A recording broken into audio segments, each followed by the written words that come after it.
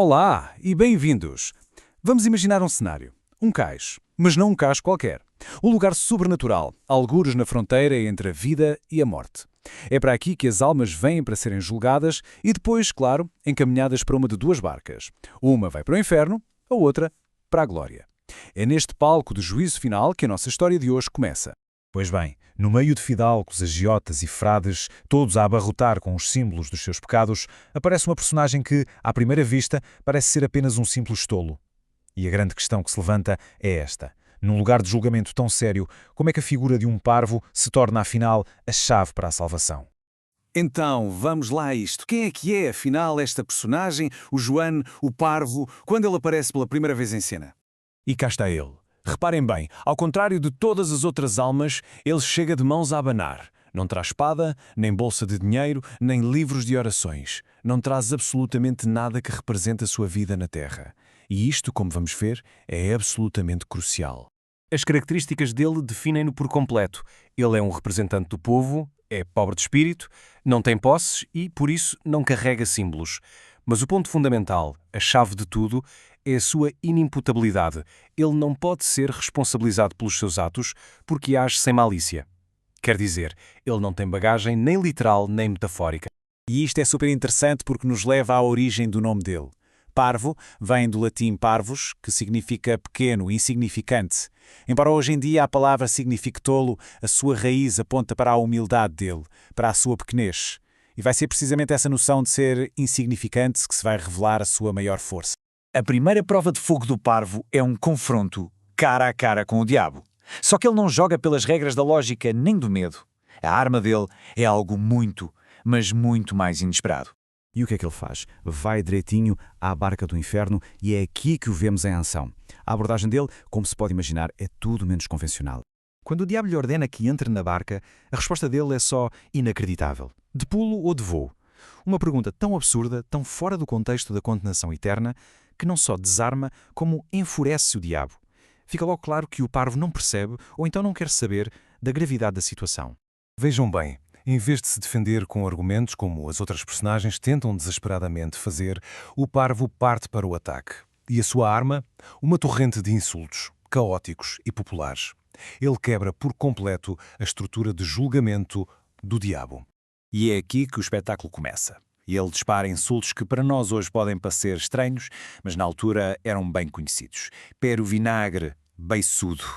A coisa não para. A barragem continua, com uma energia quase infantil, completamente anárquica. Furta a cebola. Ele não está a tentar argumentar, está simplesmente a esmagar o diabo com puro caos verbal. E culmina com insultos ainda mais grosseiros e vulgares. Com esta linguagem completamente desbragada, ele vence o diabo. O diabo, que se baseia na lógica do pecado e da acusação, fica sem armas. O parvo simplesmente não joga o jogo dele. Ok, diabo, arrumado com uma enxurrada de insultos. Agora, o parvo vira-se para o anjo. E é neste diálogo que a sua verdadeira essência e a chave para a sua salvação é finalmente revelada. Este é talvez o momento mais importante de toda a peça. O anjo pergunta-lhe quem ele é. A resposta dele é de uma simplicidade que desarma. Sa-mi-cal, alguém. Mas o que é que isto quer dizer? Samica alguém. Significa quase ninguém. Ou, de uma forma mais direta, não sou ninguém. É a declaração máxima de humildade. Ele não se vê como importante, não tem ego, não tem pretensões. E é precisamente essa ausência de orgulho que o torna digno do paraíso. E o veredito do anjo, claro, confirma tudo isto. O parvo pode entrar porque, como diz o texto, em todos os teus fazeres permalícia não erraste. O que está a ser julgado aqui não são as ações em si, mas a intenção por trás delas.